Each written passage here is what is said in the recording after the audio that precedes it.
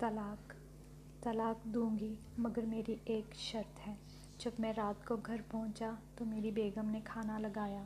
मैंने उसका हाथ अपने हाथों में लिया और कहा, मुझे तुमसे कुछ ज़रूरी बात करनी है। वो सुकून से बैठकर खाना खा रही थी। उसकी आंखों में कुछ दर्द साफ साफ नज़र आ रहा था। अचानक मुझे नहीं पता कैसे कहूँ, मगर मुझे उसे बताना ही था। मैंने बहुत आराम से कहा, मुझे तुमसे तलाक चाहिए। ऐसा लगा जैसे उसे मेरी बात ही नहीं सुनी, बल्कि उसने मुझसे पूछा, क्यों तलाक चाहिए।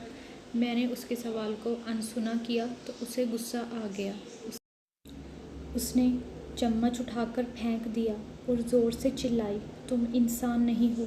उस रात हम दोनों ने एक दूसरे से बात नहीं की। मुझे पता था कि वो जानना चाहती थी, ऐसा क्या हो गया कि हमारा रिश्ता टूटने के मोड़ पर आ गया है।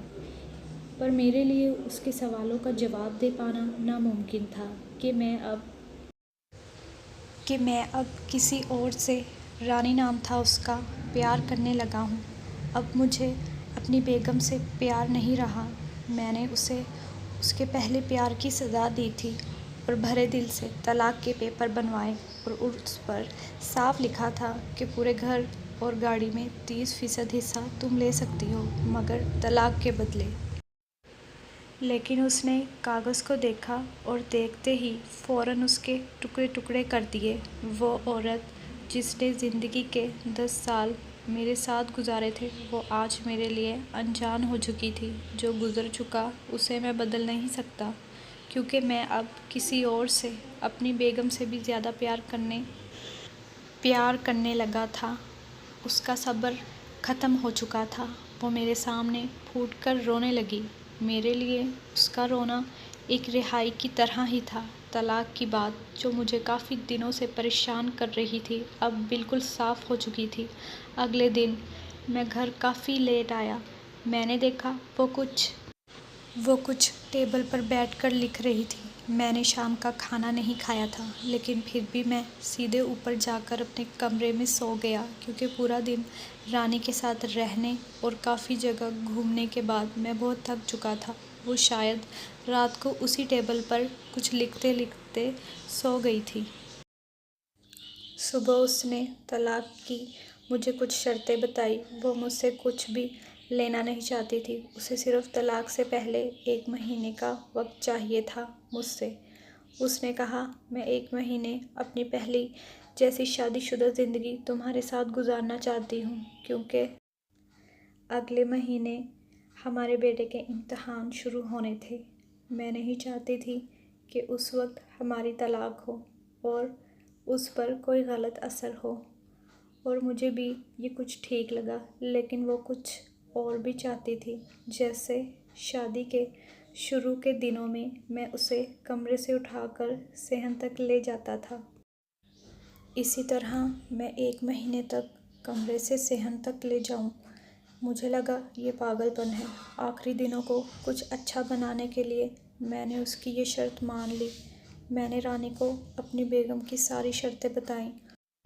वो हंसने लग गई। उसे लगा मेरी बेगम कितने भी तरीके आजमाए, लेकिन तलाक तो होकर रहेगी। मेरी बेगम और मैं इस दौरान किसी से भी नहीं मिले थे, लेकिन उस दिन जब मैंने उसे पहली बार उठाया, गेट तक ले गया, तो हम दोनों काफ़ी अजीब महसूस कर रहे थे। पीछे से हमारा बेटा भी खिलखिलाकर खुश हो रहा था। अगले दिन ये काम कुछ आसान हो गया था मेरे लिए। वो मेरे सीने से लग गई थी और मैं उसकी खुशबू महसूस कर रहा था। ऐसा लगा जैसे कई दिनों बाद मुझे ये खुशबू मिल रही है, या फिर कई दिनों से मैंने उसके होने का महसूस नहीं किया था। पहले जैसे वो कुछ खूबसूरत नहीं थी और उसके चेहरे पर भी झुर्रियाँ नज़र आ रही थीं और बाल भी काफ़ी सफ़ेद होने लग गए थे। ये वही औरत थी जिसने अपनी ज़िंदगी के 10 साल मुझे दिए थे। चौथे रोज़ जब मैंने उसे उठाया तो पहले जैसा रोमांस महसूस होने लग गया था। 5वें और 8वें दिन वही रोमांस और प्यार जागने लगा था। मैंने रानी को इस बारे कुछ नहीं बताया था। अब उसे उठाना और भी आसान हो गया था। शायद हर रोज़ ये सब करने से उसे उठाने का मैं आदी हो गया था। एक दिन मैं अपनी पसंद का सूट निकाल रही थी, लेकिन कुछ ख़ास नहीं निकाल पाई। सांस भरते हुए कहा, उसके सारे कपड़े बड़े पड़ रहे हैं। तब मुझे पता चला वो काफ़ी दुबली हो चुकी है और इसलिए मैं उसे आसानी से उठा रहा था। मेरे दिल को एक झटका सा लगा। उसने अपने दिल में काफ़ी दर्द छुपा रखा था। पता नहीं कैसे मैं आगे बढ़ा और उसके सर को छू कर देखा। अचानक हमारा बेटा आया और कहने लगा, पापा ये तो मामा को उठाकर बाहर ले जाने का वक्त आ गया है। वो मुझे अपनी मामा को उठाते देख बहुत खुश होता था। मेरी बेगम ने हमारे बेटे को बुलाया और ज़ोर से गले लगा लिया। मैंने अपना चेहरा दूसरी तरफ कर लिया। मुझे यूँ महसूस हो रहा था कि मैं अपना फ़ैसला ना बदल लूँ।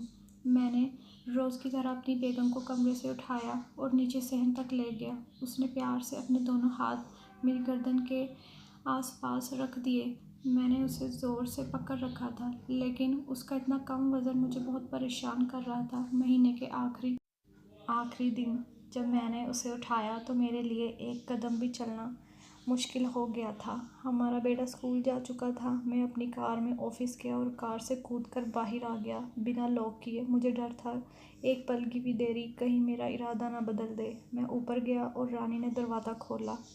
मैंने रानी को कहा, सॉरी रानी, मैं अब अपनी बेगम से तलाक नहीं लेना चाहता। उसने मुझे देखा और मेरे सर पर हाथ फेर कर कहा, कहीं तुम्हें बुखार तो नहीं। मैंने उसका हाथ पकड़कर हटाया और कहा, सॉरी रानी, अब मुझे अपनी बेगम से तलाक नहीं चाहिए। हमारी शादीशुदा ज़िंदगी हम दोनों के ध्यान ना देने से ख़राब हो गई थी, लेकिन इसका मतलब ये नहीं कि हम दोनों एक दूसरे से प्यार नहीं करते। अब मुझे एहसास हुआ है कि जिस दिन मैं उससे शादी करके अपने घर लाया था, मुझे उस दिन से ज़िंदगी के आखिरी सांस तक साथ निभाना है। रानी के होश उड़ गए। उसने मुझे ज़ोरदार थप्पड़ मारा मेरे मुंह पर और रोने लगी और दरवाज़ा अंदर से बंद कर लिया। मैं सीढ़ियों से नीचे उतरा और आकर अपनी कार में बैठ गया। एक फूल वाली दुकान पर रुका और अपनी प्यारी बेगम के लिए खूबसूरत फूलों का गुलदस्ता लिया। दुकानदार ने पूछा, उस पर क्या लिखना है? मैंने मुस्कुराते हुए कहा कि मैं तुम्हें ज़िंदगी के आखिरी सांस तक यूं ही उठाता रहूँगा, मेरी प्यारी बेगम। उस शाम जब मैं घर आया, हाथों में गुलदस्ता लिए, मेरे चेहरे पर एक मुस्कान थी। मैं ऊपर अपने कमरे की तरफ भाग कर गया, लेकिन तब तक वो मुझे छोड़कर इस दुनिया से जा चुकी थी हमेशा के लिए। वो कई महीनों से कैंसर से लड़ रही थी। रानी के साथ इतना खोया हुआ था, कभी ध्यान ही नहीं दिया। उसे पता था कि वो मुझे और मेरे बेटे को एक दिन छोड़कर चली जाएगी, इसलिए वो मेरे और बेटे के रिश्ते को टूटने से बचाना चाहती थी। मैं नीच उससे तलाक लेना चाहता था, लेकिन उसने मुझे हमारे बच्चे की नज़र में प्यारा शौहर और बाप बना दिया था। ज़िंदगी में छोटी छोटी बातें हमें एक दूसरे के बहुत करीब कर देती हैं। गाड़ी, पैसा, घर खुशियों का हिस्सा बन सकती हैं, लेकिन अपनों के बगैर उनकी कोई कीमत नहीं। अगर ये कहानी पसंद आई है तो प्लीज़ लाइक करें, शेयर करें। Thank you so much.